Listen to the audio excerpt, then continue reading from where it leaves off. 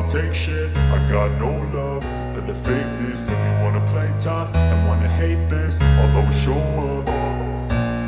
Hola mi gente, bienvenidas y bienvenidos a Páginas Leídas. Yo soy Jorge y en el vídeo de hoy os traigo la reseña de una novelaza. Un librazo que leí hace justo un año, que me gustó mucho una vez terminada, incluso formó parte de lo que viene siendo mis mejores novelas o mis mejores lecturas del año pasado, y que conforme ha ido pasando el tiempo más la he apreciado, más he degustado todo aquello que leí en su momento. Me estoy refiriendo a Rojo y Negro de Stendhal, novela de 1930. Es lo único que he leído del autor y estoy a la espera de en este próximo año poder leer su otra gran obra, que es La Cartuja de Parma. Bien, esta novela, como digo, es de 1930 y está considerada como una de las precursoras del realismo, concretamente del realismo en Francia. Le siguió muy de cerquita Honoré de Balzac, pero digamos que el realismo como tal no se llegó, a conformar a partir de la década de los 50 del siglo XIX, concretamente con Madame Bovary de Gustave Flaubert.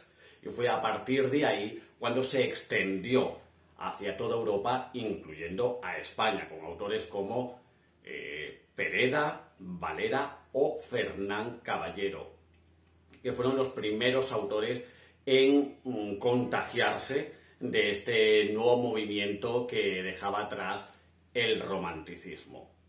Luego, por supuesto, que se fue afianzando mucho más a partir de la década de los 70 con grandes autores como Galdós o Clarín.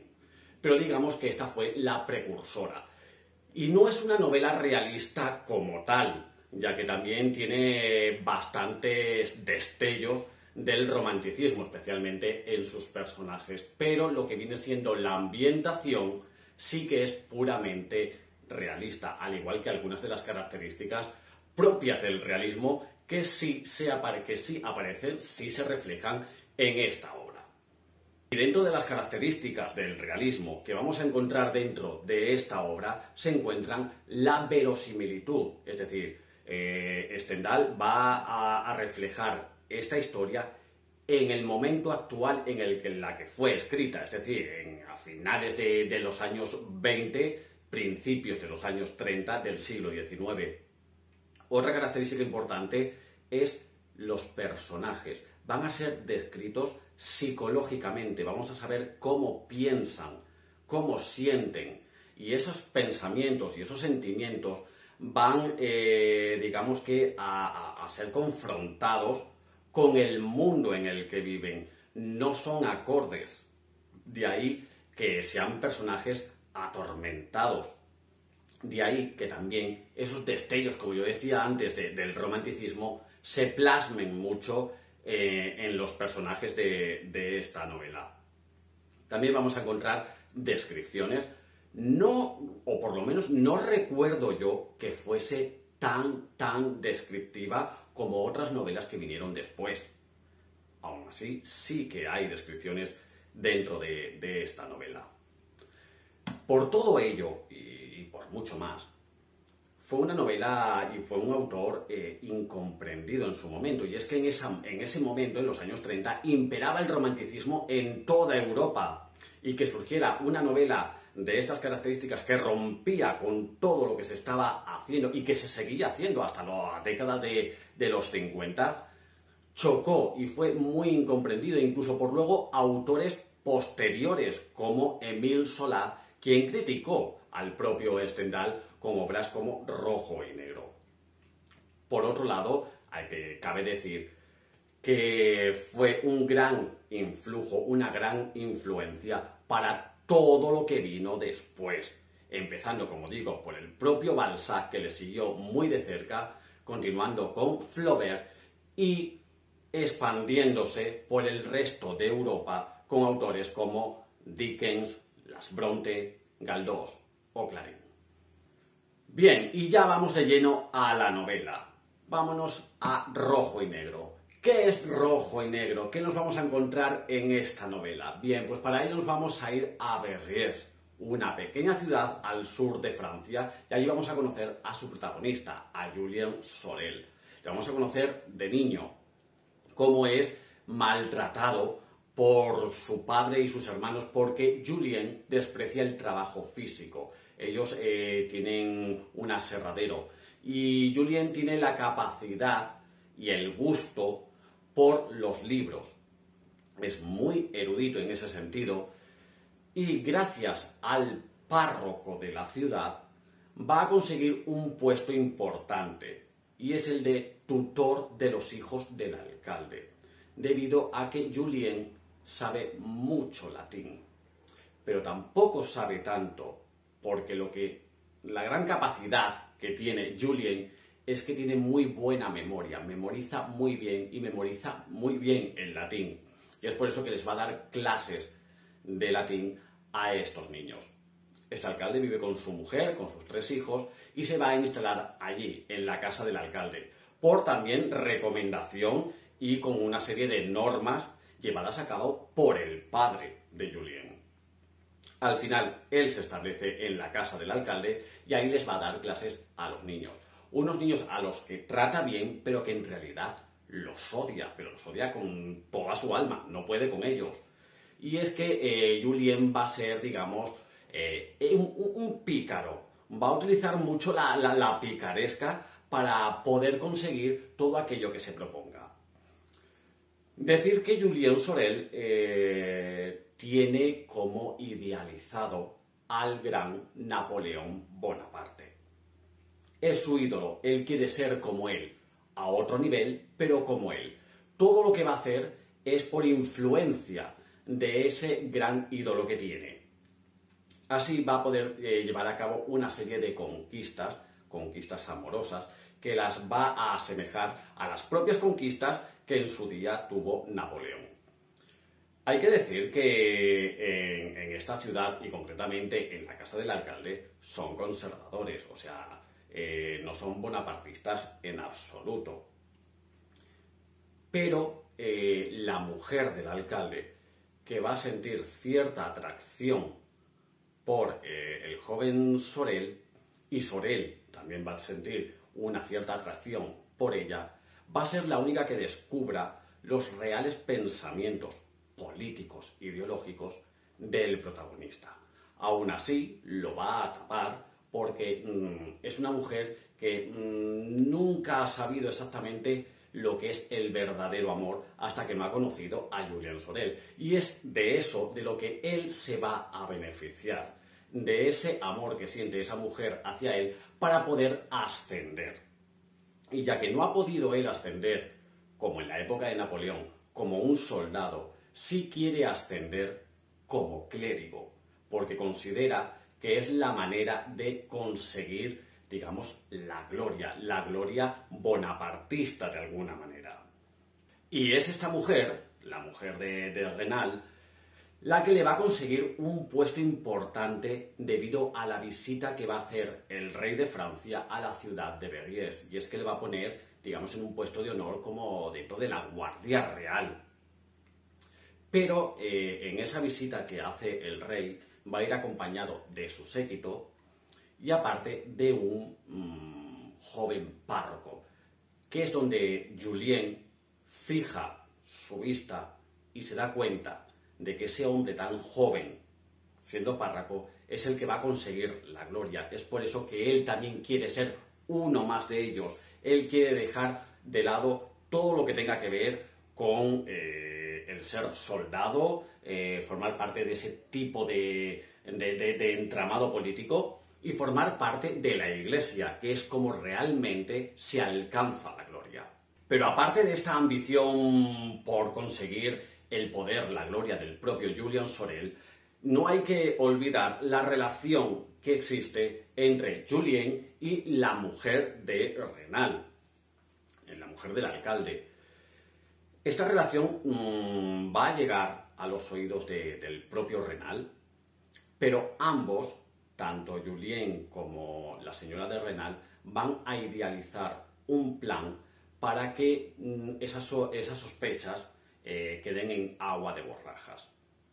Aún así, el párroco sí que va a estar más al acecho de todo esto que está pasando, de este entramado romántico que hay en esa casa, y le va a mandar a Julien a la ciudad de Besançon, concretamente al seminario. Y es por ello que aquí aparece lo que viene siendo la segunda aventura en la vida y en el ascenso del joven Julien Sorel. En esta segunda aventura en la ciudad de Besançon, y concretamente en ese seminario, Julien va a causar envidia, celos y la traición de la mayoría de sus compañeros por la buena relación que él va a tener con el director del seminario, que se llama Pilar. Digamos que va a ser su protegido. Todo eso, como digo, va a ocasionar la revuelta en sus compañeros de seminario, y todo por la astucia y la picaresca del propio Julien. El marqués de la Mole aparece también en escena, y es que quiere que este director del seminario sea su secretario. Pero Pilar rechaza el puesto y se lo ofrece a Julien. Es por eso que Julien tiene que desplazarse hacia París para ostentar el cargo de secretario del marqués de la Mole. Es por eso que a partir de ese momento aparece la tercera aventura de nuestro protagonista y sigue su ascenso. Vamos de una ciudad pequeñita como Verrières, pasamos a otra intermedia como Besançon, hasta llegar a la gran ciudad, digamos, a la ciudad de la gloria. Llegamos a París. Llegado a París y como secretario del marqués de la Mole va a aparecer otro personaje a tener en cuenta.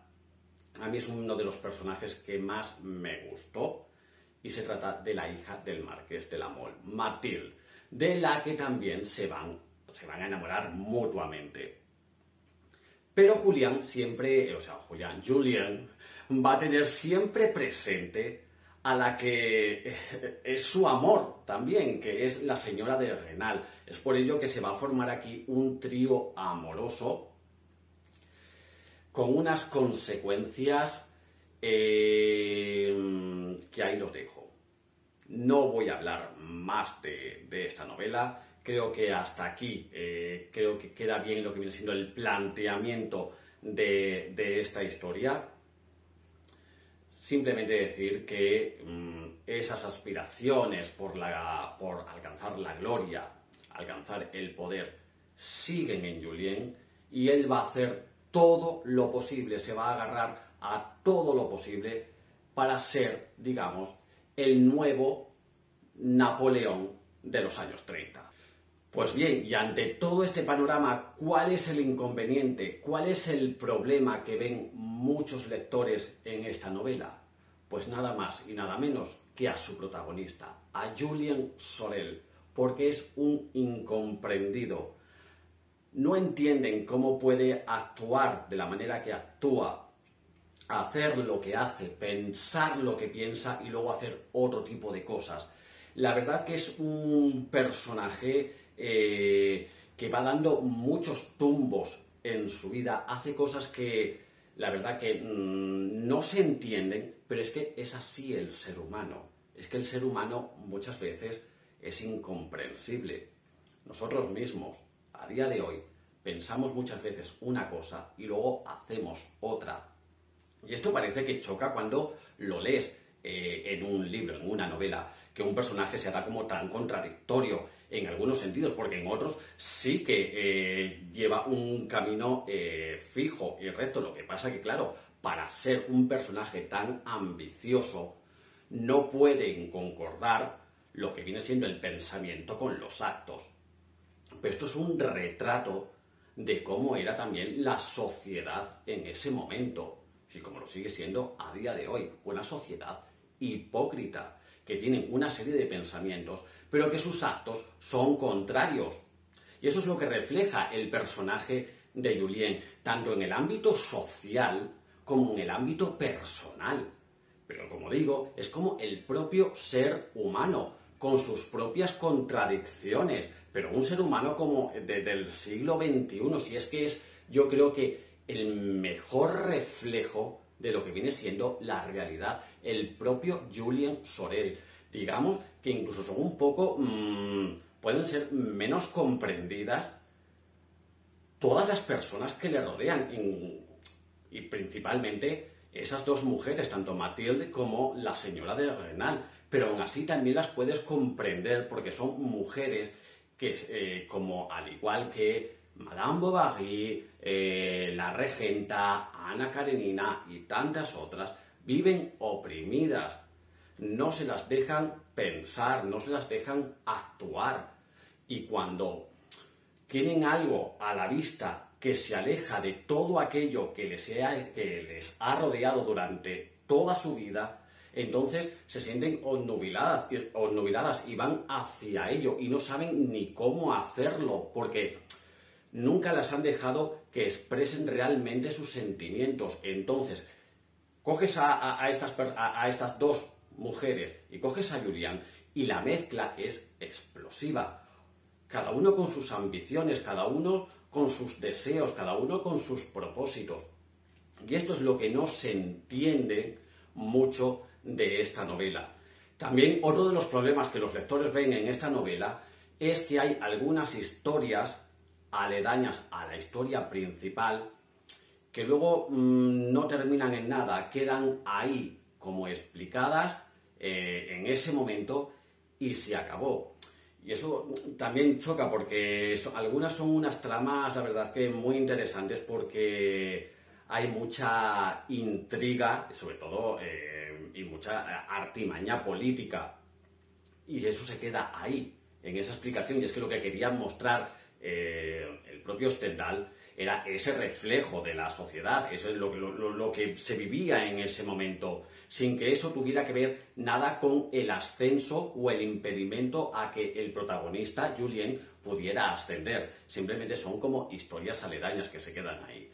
Y por último, otro gran inconveniente que ven los lectores, no es tanto el final de la novela, pero sí las causas de ese final.